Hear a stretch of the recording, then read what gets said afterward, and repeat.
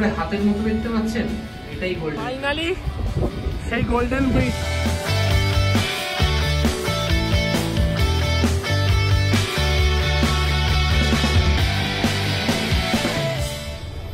Day 2 at Da Nang and 4th day at Vietnam। তো আমরা এখন ঠিক ঘড়িতে সকাল 6টা বাজে। আমরা বেরিয়ে পড়েছি ভিয়েতনামের সব থেকে চর্চিত যে জায়গাটা, যেটাকে দিয়ে আপনারা ভিয়েতনামকেই চেনেন, বানা হিলস, ওই হাতের উপরে ব্রিজ, ওই জায়গাটা। তো এটা দা নাং থেকে যেতে মোটামুটি লাগবে 1 ঘন্টা মতো। আমরা এই ট্যুরটা বুক করেছি ক্লুক থেকে। বেসিক্যালি ক্লুক থেকে ট্যুর বুক করা যায়, আপনাকে বানা হিলসের হোল ডে ট্যুর করিয়ে ফিরিয়ে আনবে। সেটার প্রাইস 4000 টাকার মতো থাকে, কিন্তু আমরা ট্যুরটা বুক করিনি। আমরা ক্লুক থেকে একটা গাড়ি বুক করেছি, সেই গাড়ি অলরেডি চলে এসছে। আমরা এখন সেই গাড়িতেই 1 ঘন্টা মতো লাগবে বানা হিলস যেতে। বানা হিলসের টিকিটও ওখান কোথা থেকে বুক করেছি এবং ওখানে কি কি করব সেটা দেখাই। তো আপাতত যাচ্ছি বানা হিলসের দিকে। ভোরবেলা চেষ্টা করবেন আর্লি মর্নিং বেরোনোর, তাহলে গিয়ে ওই বানা হিলসের ব্রিজের জায়গাটা ফাঁকা পাবেন, ছবি তুলতে ভালো পারবেন। তো জার্নি শুরু হলো ডে 2 অ্যাট দা নাং টুয়ার্ডস বানা হিলস। দেখতে থাকুন, দারুণ ভিডিও আসছে।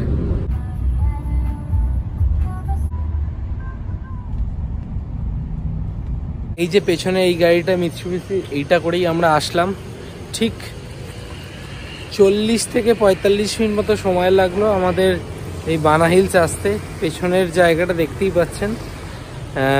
এইবার পুরো ফাঁকা, ভালো লাগছে। আশা করি প্রথমেই গোল্ডেন ব্রিজ যাবো, যাতে ভিউটা ভালো পাই।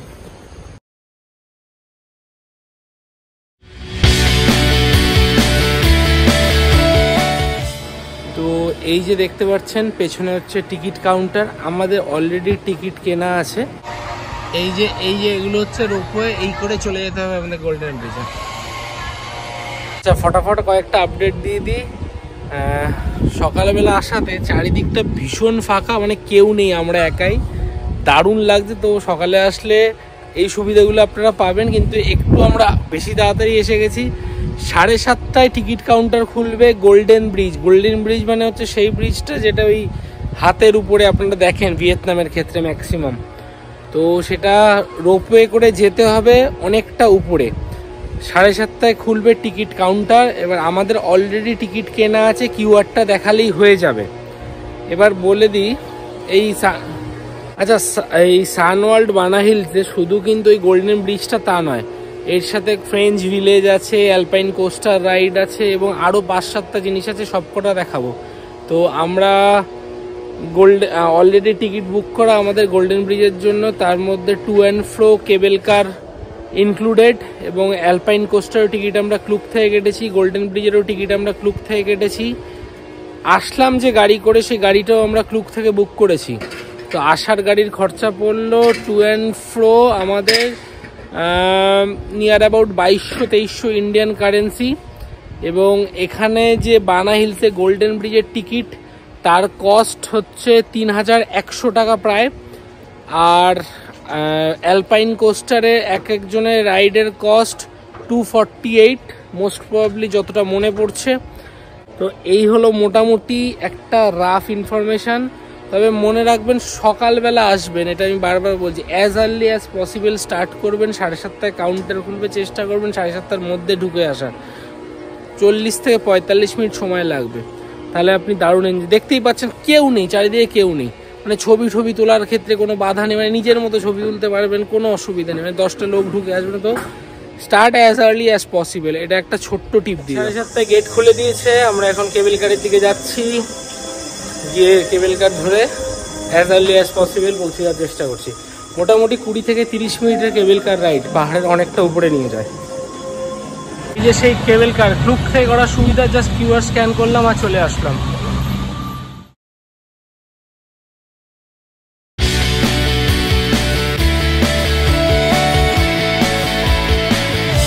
কেবল কারে করে চলেছি, প্রায় 10-15 মিনিট হয়ে গেল, এখনো চলছে। 10 মিনিট তো হবেই, তাই না? হ্যাঁ, 10 মিনিট তো হবেই, এখনো চলছে। এখনো 10-15 মিনিট লাগবে। অনেকটা উঁচুতে নিয়ে আসছে, অনেকটা। কিন্তু এটা ভালো এক্সপিরিয়েন্স। তবে যাদের একটা বলে দিই, যাদের একটু ভার্টিগোর সমস্যা আছে, মানে উঁচু জায়গায় গেলে সমস্যা হয়, তাদের কিন্তু এই কেবল কারটা একটু সমস্যা হতেও পারে। মানে কারণ অনেকটা পাহাড়ের উপরে যায় তো, আর হাওয়া দেয় যখন কেবল কারটা বেশ দোলে। আর যাদের ভার্টিগোর সমস্যা আমি তাই বলে দিলাম, তাই তারা একটু ভেবে নেবেন, ডিসাইড করে নেবেন, প্রবলেম হলেও হতে পারে। কত উপরে চলে এসেছি দেখুন।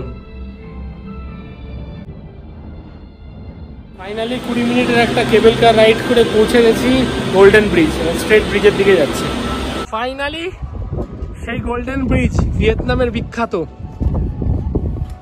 আগে আসার ফায়দাটা দেখতে পাচ্ছেন,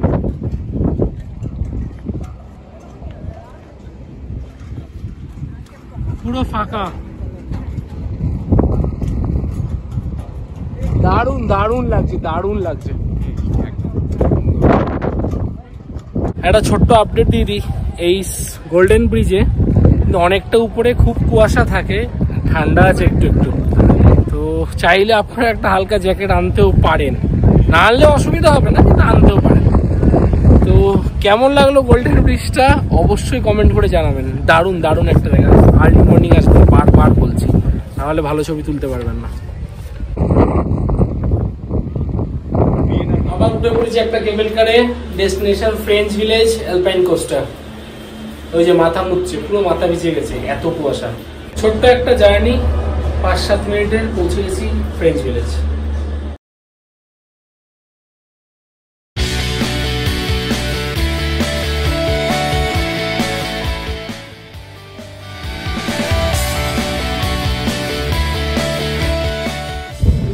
প্রচন্ড কুয়াশা, কতটা কি দেখতে পাচ্ছেন জানি না। তো এই জায়গাটা আসলে সত্যি খুব ভালো লাগতো যদি ক্লিয়ার স্কাই থাকতো। এখন একটা অন্যরকম লাগছে, মানে এখনো ভালো লাগছে, ফিলটা অন্যরকম, কিন্তু ক্লিয়ার স্কাই থাকলে দারুণ দারুণ। এটা হচ্ছে ফ্যান্টাসি পার্কে যাওয়ার রাস্তা। তো French village, fantasy park, alpine coaster, ওদিকে ফ্লাওয়ার গার্ডেন। এটা এই সানফ্লাওয়ারের এদিক থেকে হচ্ছে ফ্লাওয়ার গার্ডেন, উপরে একটা স্টারবাকস আছে, এদিক থেকে চলে গেলে একটা ওয়াটারফল, এটা ফ্যান্টাসি পার্ক, আর এই টোটালটাই ফ্রেঞ্চ ভিলেজ। এদিক থেকে গেলেই অ্যালপাইন কোস্টারটা হয়তো পেয়ে যাবো। ভিডিওর শুরুতে যে বলেছিলাম ওই 3200 টাকার টিকিট, ওর মধ্যেই কিন্তু সব কিছু included. Golden Bridge, to and fro cable car, Fantasy Park, French Village, Lunar Castle, everything included, আর কোথাও টাকা লাগবে না। ফ্যান্টাসি পার্কটা সত্যি খুব সুন্দর, ওটা অনেকটা বড় জায়গা নিয়ে অনেকগুলো লেভেল আছে, 2-3টে রকম লেভেল, হাজার রকমের জিনিস আছে, হাজার রকমের জিনিস। এই দেখতেই পাচ্ছেন পেছনে এইসব আছে, এটা আবার 3rd লেভেল, এটা প্রচুর লেভেল, প্রচুর রাইড ফাইড, প্রচুর জিনিস আছে এই পার্কে। ভালো, খারাপ না কি। আচ্ছা, আমাদের জন্য একটা একটু দুঃখের খবর, যে অ্যালপাইন কোস্টারটা বলছিলাম, যেটা এখানকার খুব ভালো একটা অ্যাট্রাকশন, মানে আপনি ওই কোস্টারটা চালাবেন, আজকে ওয়েদার খারাপের জন্য অ্যালপাইন কোস্টারটা আজকে বন্ধ, হোল্ডে হয়তো চালু হবে না। তো এটা একটা ইনফরমেশন দিলাম। আমরা ক্লুক থেকে বুক করে এসেছি, বুক টিকিট কাটা ছিল আমাদের অলরেডি, তো সেটা আর কিছুই করা যাবে না আজকে। তো যারা আসবেন এখানে, আমি বলবো অ্যালপাইন কোস্টারটা বুক করে আসবেন না, ওটা depends on weather condition. Weather ভালো হলে এখানে এসে বুক টিকিট কেটে করে নেবেন, আর ওয়েদার খারাপ হলে কপাল খারাপ আমাদের মতো আর কি। আজকে আর কোনো চান্সেস নেই অ্যালপাইন কোস্টার চালু হওয়ার, মোটামুটি এটাই বললো। কারণ আজকে আর যে পরিমাণ ফগ আর মেঘ, নট পসিবল। তো এটা রিগার্ডিং অ্যালপাইন কোস্টার, এই আপডেটটা একটু দিয়ে দিলাম। তো সানওয়ার্ল্ড, বানা হিলস ভিজিট করে, গোল্ডেন ব্রিজ, তারপর ফ্রেঞ্চ ভিলেজ, এইসব সব দেখে ফাইনালি আবার আমরা কেবল কার ধরে নিয়েছি। কেবল কার ধরে আবার নিচে চলে যাচ্ছি, ওখানে গাড়ি চলে আসবে, যেটা আমরা ক্লুক থেকে বুক করেছিলাম, আবার নিচে চলে আসবে, নিয়ে আবার দালাং শহর। তা টোটাল আপনাদের এই বানা হিলস বা ফ্রেঞ্চ ভিলেজ, এই পুরো জায়গাটা ঘুরতে, ঠিকভাবে ঘুরতে, ছবি টবি তুলে টুকটাক খাওয়া দাওয়া করে 3-3.5 থেকে 4 ঘন্টা সময় লেগে যেতে পারে। তো সেই বুঝে আপনারা নেক্সট কখন আসবেন, কখন 3-4 ঘন্টা ঘুরে ফিরে যাবেন, তারপরে নেক্সট দালাঙে কোথায় ঘুরবেন বা নেক্সট কোর্স অফ অ্যাকশনটা কী হবে সেটা সেই বুঝে ডিসাইড করুন। কারণ এখানে 3 থেকে 3.5 ঘন্টা আপনাদের লাগবেই এই বানা হিলসটা ঘুরতে। আর যেতে আসতে 40 মিনিট, রোপওয়েতে 20-25 মিনিটস ওয়ান ওয়ে, তো দুবার 40 মিনিট মতো, 40-45 মিনিট। তো এই হচ্ছে টোটাল টাইমিংটা কিরকম লাগতে পারে বানা হিলস ভিজিট করতে। আবার যাই দানাং শহরে, মার্বেল মাউন্টেন যাব, স্যান্টোরিনি ক্যাফে যাব, লেডি বুদ্ধা যাব, মাইকে বিচ যাব, পুরোটাই দেখাবো। ভিড়টা দেখুন, ভিড়টা দেখুন। এটা ফার্স্ট এন্ট্রি গেট যেখানে আমরা দাঁড়িয়েছিলাম, ওখানে আরো একটা এন্ট্রি গেট, ওটাও ভরে গেছে। একটা আপডেট দিই, এই যে পেছনে ভিড় দেখতে পাচ্ছেন, এটা সব দাঁড়িয়ে আছে আর কেবল কার বন্ধ হয়ে গেছে ডিউ টু ব্যাড ওয়েদার। তো যত আর্লি আসবেন তত বেটার আপনার চান্সেস। যে কোনো মুহূর্তে ওয়েদার খারাপ হয়ে যায়, আর একবার ওয়েদার খারাপ হয়ে গেলে, বাজে বৃষ্টি হলে কেবল কার ক্যান্সেল। সানওয়ার্ল্ড বানা হিলস ঘুরে আমরা এখন চলে যাচ্ছি আবার আমাদের হোটেলে। মোটামুটি দুপুরের মধ্যে পৌঁছে যাব আমাদের হোটেল, কিন্তু এবার তারপরে সেখান থেকে যাব মাইকে বিচ, হোটেলের সামনেই। কিন্তু মুশকিলটা হলো বৃষ্টি নেমে গেছে বেশ জোরে। ইন্নালি দানাঙে একটু বৃষ্টি কমেছে, সেই সকাল থেকে অঝোরে বৃষ্টি হচ্ছিল। তো এই এসছি আমরা মাইকে বিচে, হোয়াইট স্যান্ড বিচ, দারুণ সুন্দর, আমাদের একদম হোটেলের সামনে। বুঝতেই পারছেন কীরকম লোকেশনটার, একদম সাদা বালির বিচ, সুতরাং দারুণ দারুণ। সো সানি ডেতে আরও ভালো লাগবে। তো যারা দানাং আসবেন, মাইকে বিচতে এমনিই আসবেন, সবাই আসে। অনেক ইনস্টাগ্রাম ওর্দি প্লেস আছে যেখানে আপনি ছবি তুলতে পারবেন। খুব ভালো করে সাজিয়েছে জিনিসটা। আপনাকে একবার ওভারঅল, ওপাশে মাউন্টেন আছে, লেডি বুদ্ধা দেখা যায় এখান থেকে। তো আপনাকে ওপাশ দিয়ে একবার দেখাই, তাহলে ভালো আরও আইডিয়া পাবেন। এই দেখুন মাইকে বিচ, এই বিচটা কন্টিনিউ অনেকটা স্ট্রেচ, আমার পেছনেও আছে। এই যে সাদাটা দেখতে পাচ্ছেন, এটা হচ্ছে লেডি বুদ্ধা।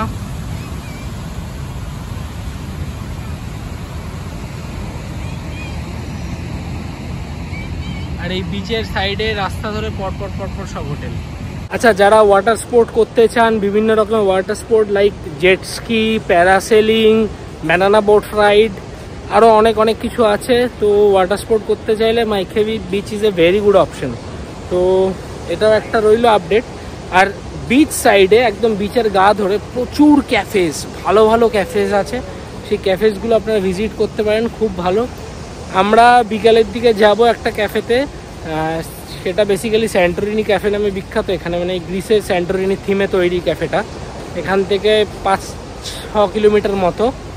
তো ওখানে গিয়ে ওখানে দেখাবো ক্যাফেটা কীরকম, কত সুন্দর। রোদ থাকলে বেশি ভালো হতো, সানসেটের সময় স্যান্টোরিনি ক্যাফে গেলে সব থেকে ভালো। বাট আজকে তো সানেরই দেখা নেই, তার সানসেট। তো যা আছে তাই, কিছু করার নেই। তো ঠিক আছে, দেখি বিচে একটু ঘোরাঘুরি করে তারপরে স্যান্টোরিনি ক্যাফে।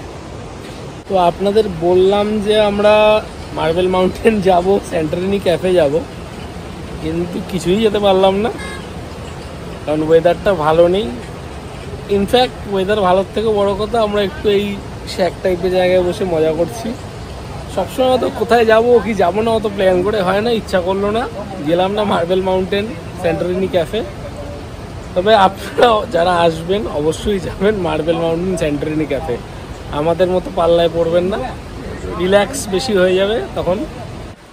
তো আমরা এই মাইকে বিচ টিচ থেকে সময় টময় কাটিয়ে একটু ঘোরাঘুরি করে আবার হোটেলে চলে এসেছি। হোটেলে এসে খাবার অর্ডার করছি। আচ্ছা, ফুড অর্ডার আমরা কালকে দুদিন, আজকে খাবার অর্ডার করব বা খেতে যাব সেটা এখনো ডিসাইড করিনি। গতকালও আমরা ফুড অর্ডার করেছিলাম, রেস্টুরেন্টে খাবার দিয়ে গেছিলো। আজকে হয়তো খেতে যাব বা অর্ডার করব। তো আজকের এই দানাংয়ের ভিডিও এইটুকখানি। তো দানাং শেষ মোটামুটি এবারের মতো। কালকে ভোর 5:30টায় আমাদের ফ্লাইট, চলে যাব হ্যানয়। হ্যানয়তে 3 দিন থাকবো, এবং হ্যানয়তে কী কী ঘুরবো, হ্যালং বে, নিন বিন এবং আরও অনেক কিছু।